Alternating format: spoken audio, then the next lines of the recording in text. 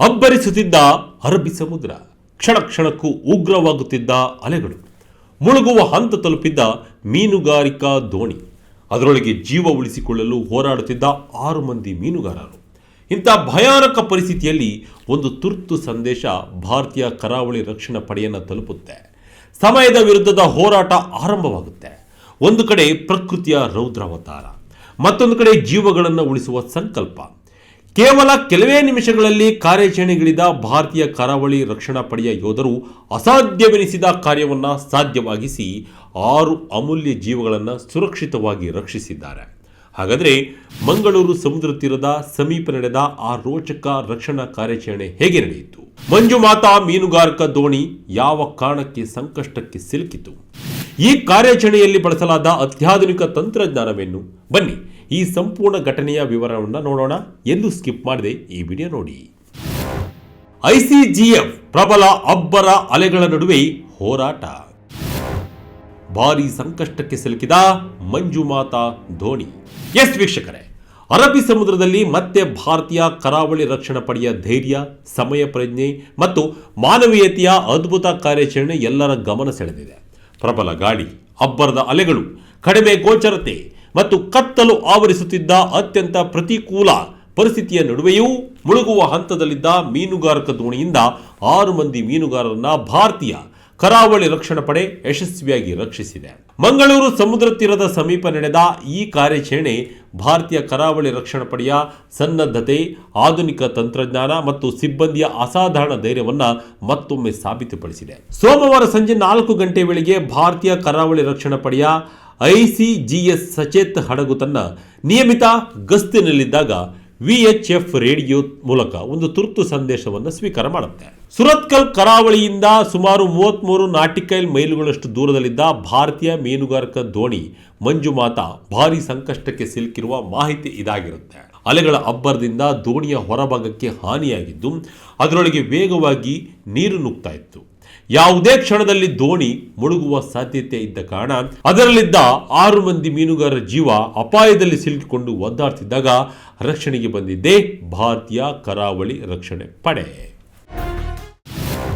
ಮಾಹಿತಿ ಸಿಕ್ಕ ತಕ್ಷಣ ಆಪರೇಷನ್ ಆರಂಭ. ನ್ಯೂ ಮಂಗಳೂರು ಬಂದರಿಗೆ ರವಾನೆ.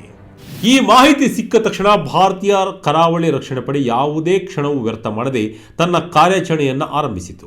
ಸಮೀಪದಲ್ಲೇ ಕಾರ್ಯನಿರ್ವಹಿಸುತ್ತಿದ್ದ ಐಸಿಜಿಎಸ್ ಸಚೇತ್ ಹಡಗಿಗೆ ತಕ್ಷಣವೇ ದಿಕ್ಕು ಬದಲಿಸಿ ಸಂಕಷ್ಟದಲ್ಲಿದ್ದ ದೋಣಿಯತ್ತ ತೆರಳುವಂತೆ ಸೂಚನೆಯನ್ನು ನೀಡಲಾಗಿತ್ತು. ಕೇವಲ 90 ನಿಮಿಷಗಳಲ್ಲಿ ರಕ್ಷಣಾ ಹಡಗು ಮೀನುಗಾರಿಕಾ ದೋಣಿಯ ಸಮೀಪ ತಲುಪಿತು. ಆದರೆ ಅಲ್ಲಿನ ಪರಿಸ್ಥಿತಿ ಅಷ್ಟೇನು ಸುಲಭವಾಗಿರಲಿಲ್ಲ. ಸಮುದ್ರದಲ್ಲಿ ಭಾರೀ ಅಲೆಗಳು ಎದ್ದಿದ್ವು, ಬಿರುಗಾಳಿ ಬೀಸ್ತಾ ಇತ್ತು, ಗೋಚರತೆ ತುಂಬ ಕಡಿಮೆಯಾಗಿತ್ತು. ಅದರ ಜೊತೆಗೆ ಸಂಜೆ ಕತ್ತಲು ಆವರಿಸಲು ಆರಂಭವಾಗಿತ್ತು. ಇಂತಹ ಸಂದರ್ಭದಲ್ಲಿ ಯಾವುದೇ ಸಣ್ಣ ತಪ್ಪು ಕೂಡ ಜೀವಹಾನಿಗೆ ಕಾರಣವಾಗಬಹುದಿತ್ತು.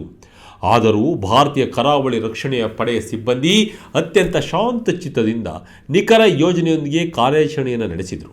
ಈ ಕಾರ್ಯಾಚರಣೆಯಲ್ಲಿ ಅತ್ಯಾಧುನಿಕ ರಿಮೋಟ್ ಆಪರೇಟೆಡ್ ಲೈಫ್ ಬಾಯ್ಗಳನ್ನು ಬಳಸಲಾಯಿತು. ಸಾಮಾನ್ಯವಾಗಿ ಸಮುದ್ರದಲ್ಲಿ ಈಜಿಕೊಂಡು ಹೋಗಿ ರಕ್ಷಿಸುವುದು ಅಸಾಧ್ಯವಾದಾಗ ಅಥವಾ ಅಲೆಗಳ ತೀವ್ರತೆ ಹೆಚ್ಚಿದ್ದಾಗ ಇಂತಹ ಸಾಧನಗಳು ಬಹಳ ಉಪಯುಕ್ತವಾಗುತ್ತವೆ.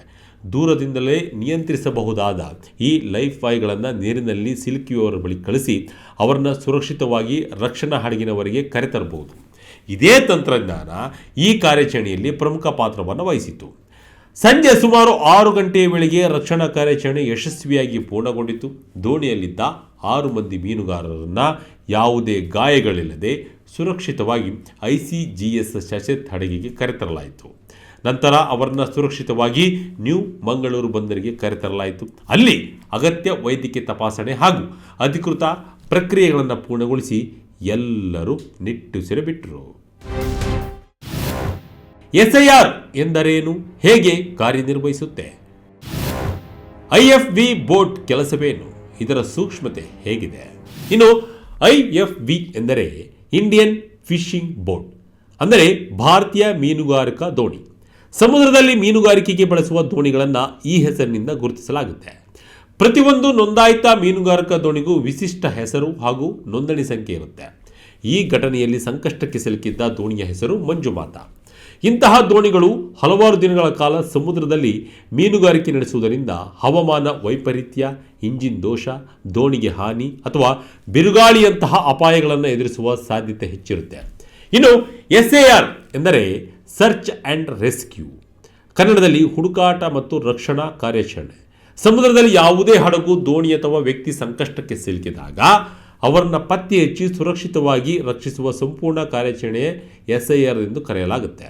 ಈ ಕಾರ್ಯಾಚರಣೆಯಲ್ಲಿ ಹಡಗುಗಳು, ಹೆಲಿಕಾಪ್ಟರ್ಗಳು, ವಿಮಾನಗಳು, ರೇಡಾರ್ ವ್ಯವಸ್ಥೆಗಳು, ಉಪಗ್ರಹ ಮಾಹಿತಿ, VHF ಸಂಪರ್ಕ ವ್ಯವಸ್ಥೆ ಮತ್ತು ಆಧುನಿಕ ರಕ್ಷಣಾ ಸಾಧನಗಳನ್ನು ಬಳಸಲಾಗುತ್ತೆ. ಹವಾಮಾನ ಎಷ್ಟೇ ಪ್ರತಿಕೂಲವಾಗಿದ್ದರೂ ಸಾಧ್ಯವಾದಷ್ಟು ಕಡಿಮೆ ಸಮಯದಲ್ಲಿ ಜೀವಗಳನ್ನು ರಕ್ಷಿಸುವುದೇ ಇದರ ಮುಖ್ಯ ಉದ್ದೇಶವಾಗಿರುತ್ತದೆ. ಭಾರತೀಯ ಕರಾವಳಿ ರಕ್ಷಣಾ ಪಡೆ ರಚನೆಯಾಗಿದ್ದು ಯಾವಾಗ? ಸಮುದ್ರದಲ್ಲಿ ಕಳ್ಳ ಸಾಗಣೆಗೆ ಬ್ರೇಕ್ ಹಾಕಿದ್ದ ಈ ಪಡೆ.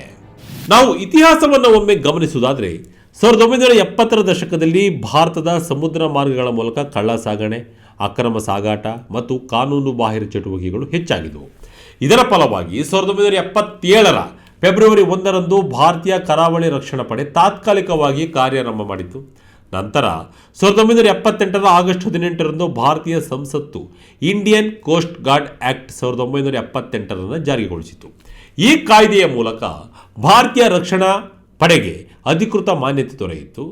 ಆರಂಭದಲ್ಲಿ ಕೇವಲ 2 ಸಣ್ಣ ಹಡಗುಗಳು ಮತ್ತು 5 ಗಸ್ತು ದೋಣಿಗಳೊಂದಿಗೆ ಆರಂಭವಾದ ಈ ಪಡೆ ಇಂದು ಅತ್ಯಾಧುನಿಕ ಗಸ್ತು ಹಡಗುಗಳು, ವೇಗದ ಇಂಟರ್ಸೆಪ್ಟರ್ ಬೋಟ್ಗಳು, ಡೋರ್ನಿಯರ್ ವಿಮಾನಗಳು, ಹೆಲಿಕಾಪ್ಟರ್ಗಳು ಮತ್ತು ಸುಧಾರಿತ ನಿಗಾ ವ್ಯವಸ್ಥೆಗಳನ್ನು ಹೊಂದಿರುವ ವಿಶ್ವದ ಪ್ರಮುಖ ಕರಾವಳಿ ರಕ್ಷಣಾ ಪಡೆಗಳಲ್ಲಿ ಒಂದಾಗಿ ಬೆಳೆದಿದೆ. ಇಂದು ಈ ಪಡೆ ಸಮುದ್ರದಲ್ಲಿ ಜೀವ ರಕ್ಷಣೆ, ಕಳ್ಳ ಸಾಗಣೆ ತಡೆ, ಅಕ್ರಮ ಮೀನುಗಾರಿಕೆ ನಿಯಂತ್ರಣ, ಸಮುದ್ರ ಮಾಲಿನ್ಯ ನಿಯಂತ್ರಣ ಮತ್ತು ಭಾರತದ ಸುಮಾರು 7,500 ಕಿಲೋಮೀಟರ್ ಉದ್ದದ ಕರಾವಳಿಯ ಭದ್ರತೆಯಲ್ಲಿ ಅತ್ಯಂತ ಪ್ರಮುಖ ಪಾತ್ರ ವಹಿಸ್ತಾ ಇದ್ದಾವೆ. ಭಾರತದಲ್ಲಿ ಸಮುದ್ರದ ಇಂತಹ ತುರ್ತು ಪರಿಸ್ಥಿತಿಗಳಿಗೆ ಭಾರತೀಯ ಕರಾವಳಿ ರಕ್ಷಣಾ ಪಡೆ ಪ್ರಮುಖ ಹೊಣೆಗಾರಿಕೆಯ ಸಂಸ್ಥೆಯಾಗಿದೆ.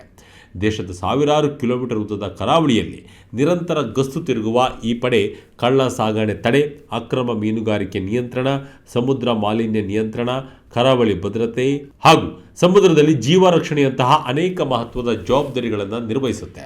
ಈ ಕಾರ್ಯಾಚರಣೆ ಮೂಲಕ ಭಾರತೀಯ ಕರಾವಳಿ ರಕ್ಷಣಾ ಪಡೆ ತನ್ನ ಧ್ಯೇಯವಾಕ್ಯವಾದ ವಯಂ ರಕ್ಷಕಂ ಎಂಬುದನ್ನು ಮತ್ತೊಮ್ಮೆ ಸಾರ್ಥಕಗೊಳಿಸಿದೆ. ಇದರ ಅರ್ಥ ನಾವು ರಕ್ಷಣೆ ಮಾಡುತ್ತೇವೆ ಎಂಬುದು.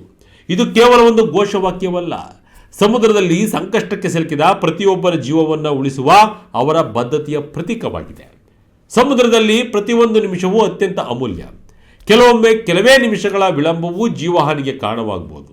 ಆದರೆ ಇದರ ಕಾರ್ಯಾಚರಣೆಯಲ್ಲಿ ಭಾರತೀಯ ಕರಾವಳಿ ರಕ್ಷಣಾ ಪಡೆಯ ತ್ವರಿತ ಸ್ಪಂದನೆ, ನಿಖರ ಸಮನ್ವಯ, ಆಧುನಿಕ ತಂತ್ರಜ್ಞಾನ ಬಳಕೆ ಹಾಗೂ ಸಿಬ್ಬಂದಿಯ ವೃತ್ತಿಪರತೆ 6 ಅಮೂಲ್ಯ ಜೀವಗಳನ್ನು ಉಳಿಸುವಲ್ಲಿ ಯಶಸ್ವಿಯಾಯಿತು.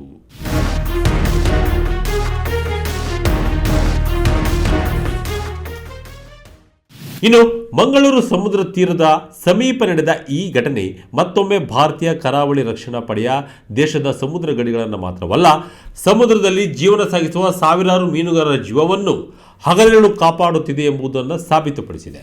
ಪ್ರತಿಕೂಲ ಹವಾಮಾನ, ಅಪಾಯಕಾರಿ ಅಲೆಗಳು ಹಾಗೂ ಕತ್ತಲೆಯ ಸವಾಲುಗಳನ್ನು ಎಷ್ಟೇ ದೊಡ್ಡದಾಗಿದ್ದರೂ ಮಾನವ ಜೀವ ಉಳಿಸುವ ಈ ಕರ್ತವ್ಯದಿಂದ ಹಿಂದೆ ಸರಿಯುವ ಈ ಯೋಧರು ನಿಜಕ್ಕೂ ಅಭಿನಂದನೆಗೆ ಅರ್ಹರು. ಪ್ರತಿಕೂಲ ಹವಾಮಾನ, ಅಪಾಯಕಾರಿ ಅಲೆಗಳು ಅಥವಾ ಕತ್ತಲೆಯ ಸವಾಲುಗಳು ಎಷ್ಟೇ ದೊಡ್ಡದಾಗಿದ್ದರೂ ಮಾನವ ಜೀವ ಉಳಿಸುವ ತಮ್ಮ ಕರ್ತವ್ಯದಿಂದ ಹಿಂದೆ ಸರಿಯದ ಈ ಯೋಧರು ನಿಜಕ್ಕೂ ಅಭಿನಂದನೆಗೆ ಅರ್ಹರು.